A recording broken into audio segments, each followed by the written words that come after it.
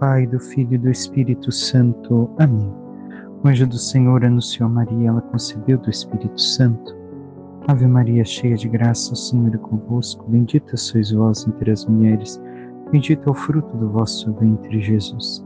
Santa Maria, Mãe de Deus, rogai por nós, pecadores, agora e na hora de nossa morte. Amém. Eis aqui a serva do Senhor, faça-se em mim segundo a vossa palavra. Ave Maria, cheia de graça, o Senhor é convosco. Bendita sois vós entre as mulheres, bendito é o fruto do vosso ventre, Jesus. Santa Maria, Mãe de Deus, rogai por nós, pecadores, agora e na hora de nossa morte. Amém. Que o Verbo divino se fez carne e habitou entre nós.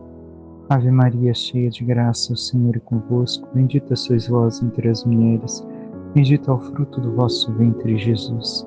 Santa Maria, Mãe de Deus, rogai por nós, pecadores, agora e na hora de nossa morte. Amém.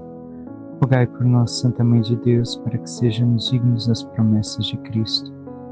Oremos, infundei, Senhor, em nossas almas a vossa graça, como vos pedimos, para que nós, que pela anunciação do anjo viemos a saber o mistério de vossa encarnação, paixão e morte de cruz, cheguemos um dia à glória eterna dos céus, pelo mesmo Cristo, Senhor nosso. Amém.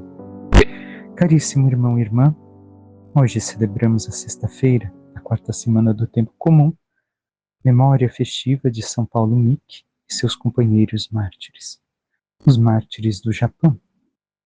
No mesmo dia em que, por coincidência, no dia de hoje, lemos o Evangelho do Martírio de São João Batista. Tenhamos em conta o que fizeram estes mártires para merecer a morte. Simplesmente anunciaram a fé, anunciaram a verdade, assim como João Batista. Aquilo a que nós também somos chamados, a nunca negar a fé. Um cristão, quando preso ou pela fé, por ódio à fé, jamais deve de negá-lo, mesmo que isso acarrete no seu martírio. Agora, enquanto não foi, entre aspas, caçado, ele pode se refugiar até o momento oportuno em que o Senhor ache que é o momento de entregar sua vida ou de tomar a vida de volta em suas mãos. Mas eles se tornaram cristãos em uma época em que o cristianismo estava aceito pelo imperador. Porém, por causa dos espanhóis prenderem alguns coreanos, o imperador se revoltou. E com isso, todos aqueles evangelizados pelos jesuítas e até mesmo Paulo Miki, sacerdote, o que acontece? São perseguidos. Por conta desta prisão que os espanhóis efetuaram, se persegue todos os cristãos. E então, em dado momento, ele e seus 26 companheiros são presos. E não negam a fé. Ora, poderiam viver a visão deísta que prega a nossa cultura, que prega o ideal maçônico, onde, não importa, o importante é ter fé. Não, cada um acredite no seu Deus e viva a fé que ache, e não vai ter problema algum, todos vão se salvar. Mas não foi isso. Não foi por isso que os mártires derramaram seu sangue. E tampouco João Batista. Foram porque existe uma única fonte de salvação, Jesus Cristo. Se isso fosse verdade, eles poderiam ter adorado os deuses do imperador e salvado suas vidas, assim como todos os mártires, até mesmo Santa Ágata ontem. Mas não foi isso que eles pregaram. Morreram por amor a Cristo, a fé em Cristo e a Igreja. Morreram pelos sacramentos, por amor ao Deus verdadeiro, a moral cristã. E com isso, são condenados à morte. E ali são colocados em aquele monte, as cruzes com eles crucificados. Enquanto estão vivos, ali havia também jovens, crianças no meio, cantam hinos, rezam os salmos e louvam a Deus, enquanto padecem o seu martírio. Tenhamos nós a mesma convicção de fé que estes mártires. Não percamos a nossa vida vivendo uma fé frouxa, onde diante de certas situações nos esguiamos, fugimos, negamos que somos cristãos para evitar confronto, para evitar problemas. Não. Se somos chamados a falar sobre a fé e a defender a fé, devemos de fazê-lo até o fim. A primeira leitura de hoje é do livro de Eclesiástico, no capítulo 47, que nos apresenta um resumo da vida de Davi à luz da fé. Como a gordura que se separa do sacrifício pacífico, assim também sobressai Davi entre os israelitas. Brincou com leões como se fossem cabritos, e com ursos como se fossem cordeiros. Não foi ele que, ainda jovem, matou o gigante e retirou do seu povo a desonra? Ao levantar a mão com a pedra na funda, ele abateu o orgulho de Golias. Pois invocou o Senhor, o Altíssimo, e este deu força ao seu braço direito. E ele acabou com um poderoso guerreiro e reergueu o poder do seu povo. Assim foi que o glorificaram por 10.000 e o louvaram pelas bênçãos do Senhor, oferecendo-lhe uma coroa de glória. Pois esmagou os inimigos por toda parte e os aniquilou os filisteus, seus adversários, abatendo até hoje o seu poder. Em todas as suas obras, dava graças ao Santo Altíssimo com palavras de louvor. De todo o coração louvava o Senhor, mostrando que amava a Deus, seu Criador. Diante do altar colocou cantores que deviam acompanhar suavemente as melodias. Deu grande esplendor às festas e ordenou com perfeição as solenidades até o fim do ano. Fez com que louvassem o santo nome do Senhor, enchendo o santuário de harmonia desde a aurora. O Senhor lhe perdoou os seus pecados e exaltou para sempre o seu poder. Concedeu-lhe a aliança real e um trono glorioso em Israel. Vemos então tudo o que o Senhor realizou na vida de Davi. Davi brincou com leões, com ursos, bem sabemos que ele matou, podemos assim dizer. E no momento necessário enfrentou o orgulho de Golias, o orgulho do grande inimigo, porque invocou o poder do Deus Altíssimo. Aqui está a força de Davi. E a força de nossas vidas. Nós devemos de recordar que Golias também representa o mal, representa o demônio, o mal que nós enfrentamos na humanidade, nas nossas vidas, que nós combatemos para ganhar o reino verdadeiro, o reino dos céus. Mas só teremos forças para vencer o mal à medida que nós, como Davi, invocarmos o Senhor, vivermos no Senhor, dele, por ele, para ele, como dizemos na Santa Missa, por Cristo, com Cristo e em Cristo, a nossa vida deve estar. Caso contrário, nós não teremos forças para vencer o inimigo, porque a força não vem de nós, vem de Deus. O inimigo não é humano, é espiritual. E mesmo que fosse humano, somente a sabedoria de Deus é capaz de vencer a sabedoria humana. Mas nós, o quanto invocamos o Senhor, o quanto nos deleitamos na sua presença, o quanto nos momentos necessários confiamos na sua força em nós para vencer os inimigos da nossa alma, da nossa vida, da nossa salvação. O quanto, irmão e irmã, e o quanto também fazemos como Davi, porque afinal vemos o Senhor lhe perdoou os seus pecados e o exaltou. Por quê? Porque Davi se humilhava, reconhecia quem era diante do Senhor, sabia de que barro era feito, como diz São Paulo.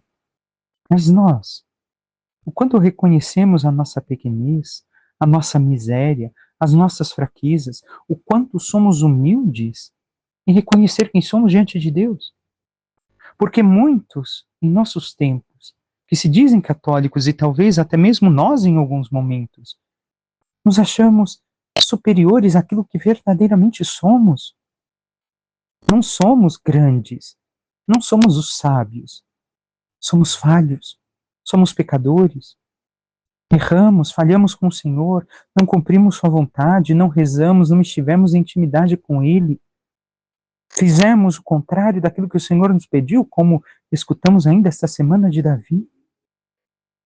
E nós o quanto temos esta humildade de nos humilharmos diante do Senhor, e reconhecer quem somos, e pedirmos perdão, e realmente nos propormos, como Davi, a mudar de vida, a nos esforçarmos em sermos fiéis, mesmo sabendo que uma hora ou outra podemos tropeçar e cair, mas não porque queremos, e sim porque não tivemos forças mais, mas não porque buscamos cair. Assim vivemos, irmão e irmã, ou não? Passemos agora ao Salmo. O Salmo nos diz: Louvado seja Deus, meu Salvador. Assim devemos louvar o Senhor porque nos salva. Recordemos, nós necessitamos ser salvos porque estamos presos, somos cativos do pecado. Enquanto caminhamos nesse mundo, temos o risco de cairmos na prisão do pecado, na escravidão do pecado. Sigamos agora ao Evangelho.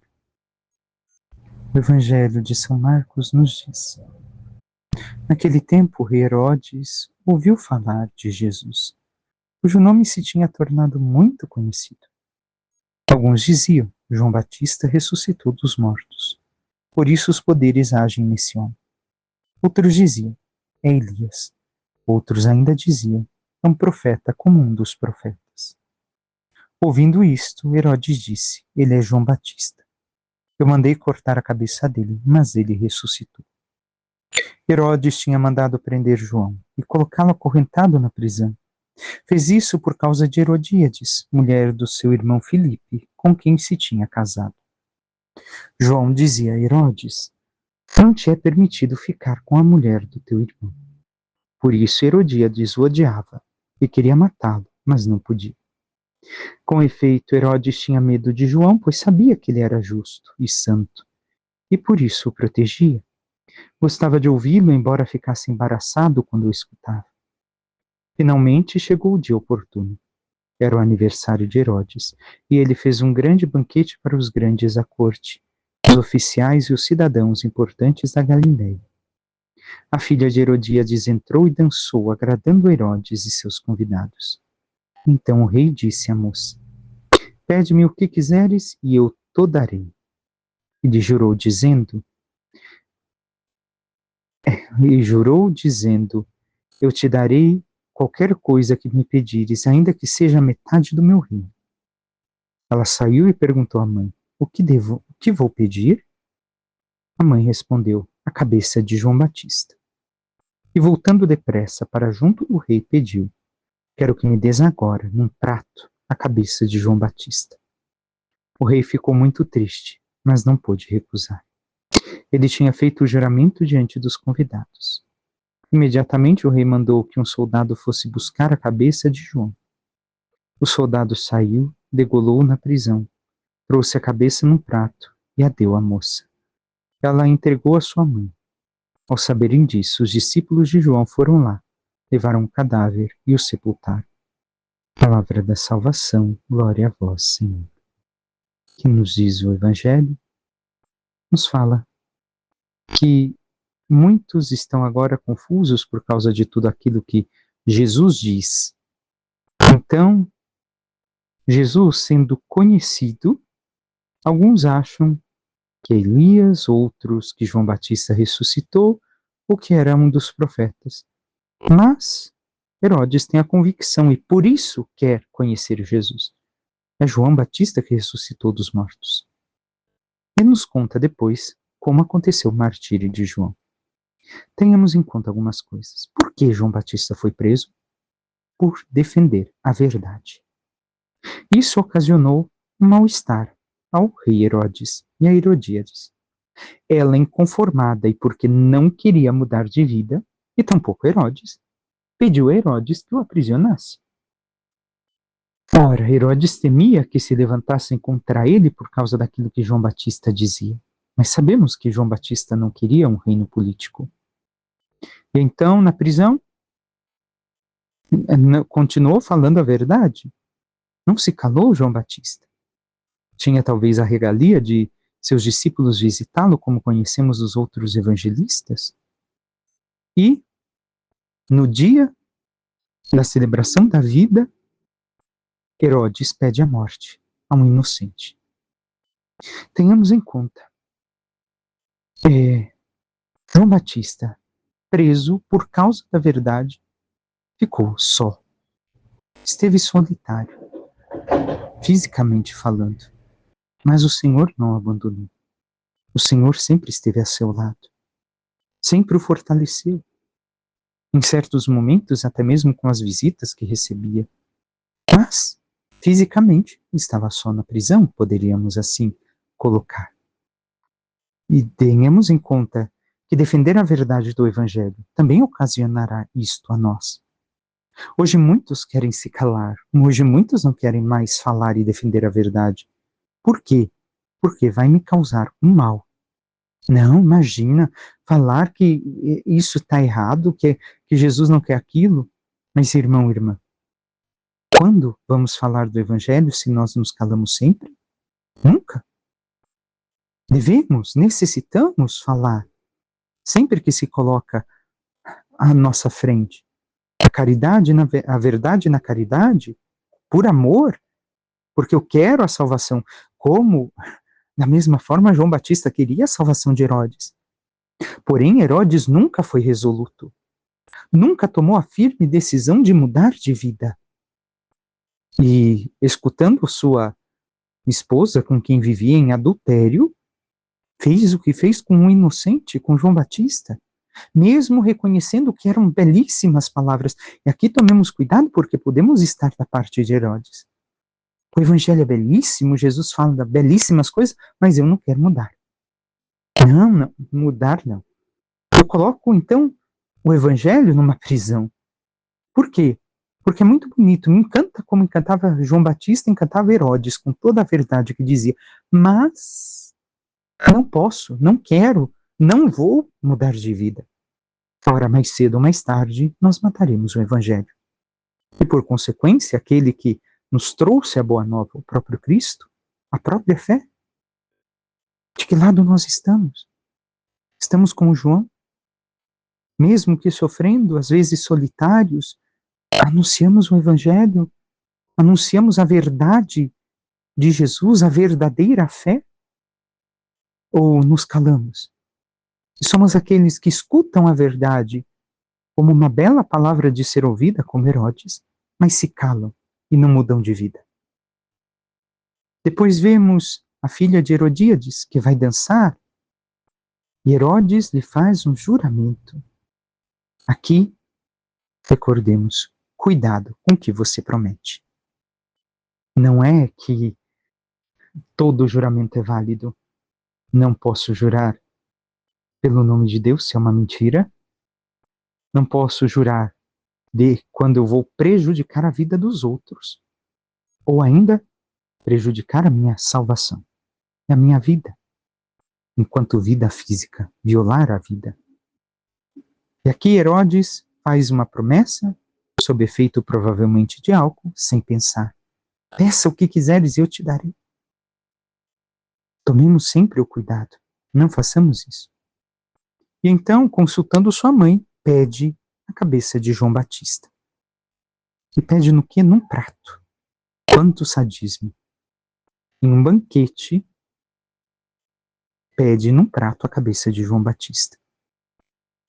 O rei fica muito triste. Mas, como tinha feito um juramento, não recusa. Ora, tenhamos em conta, ele poderia ter resolvido, não, contra a vida de alguém, eu não farei nada. Me peça outra coisa, mesmo que diante dos meus convidados eu fique mal, não farei. Mas não foi isso. Preferiu tirar a vida de um inocente. A cair em desgraça diante dos homens. E no final caiu em desgraça diante de Deus. Cuidado, tenhamos esse cuidado. Porque também muitas vezes por amizades, por aparecer diante de certos grupinhos, infelizmente às vezes até dentro da igreja, nós ocasionamos um mal a alguém para achando que vamos nos fazer o bem. Porém, podemos estar bem diante dos outros, mas estar mal diante de Deus. Como esteve Herodes nessa situação? E nós, irmão e irmã, como temos vivido a vontade de Deus em nossas vidas? Temos sido fiéis e buscado ser agradáveis a Deus mais que as pessoas? Ou mais agradáveis às pessoas do que a Deus? Peçamos à Santíssima Virgem Maria que interceda por cada um de nós, que nos ajude a reconhecer quem somos diante do Senhor e com humildade nos prostremos diante dele, reconhecendo os nossos pecados, a nossa pequenez, a nossa miséria, e assim verdadeiramente arrependidos, recomecemos sempre a nossa vida com ele, para que, vivendo a sua santidade, a verdade do Evangelho, anunciemos ao mundo esta mesma verdade, não importa as consequências que tragam para a nossa vida. E assim, sendo verdadeiros discípulos do Senhor, possamos um dia merecer a glória dos céus. Louvado seja nosso Senhor Jesus Cristo, para que sempre seja louvado. Por intercessão da Santíssima Virgem Maria, de todos os santos e anjos de Deus, desça sobre vós, vossas famílias, vosso trabalho e tudo que vos pertence, a bênção do Deus Todo-Poderoso, que é Pai, Filho e Espírito Santo. Amém. Um santo e abençoado dia a todos.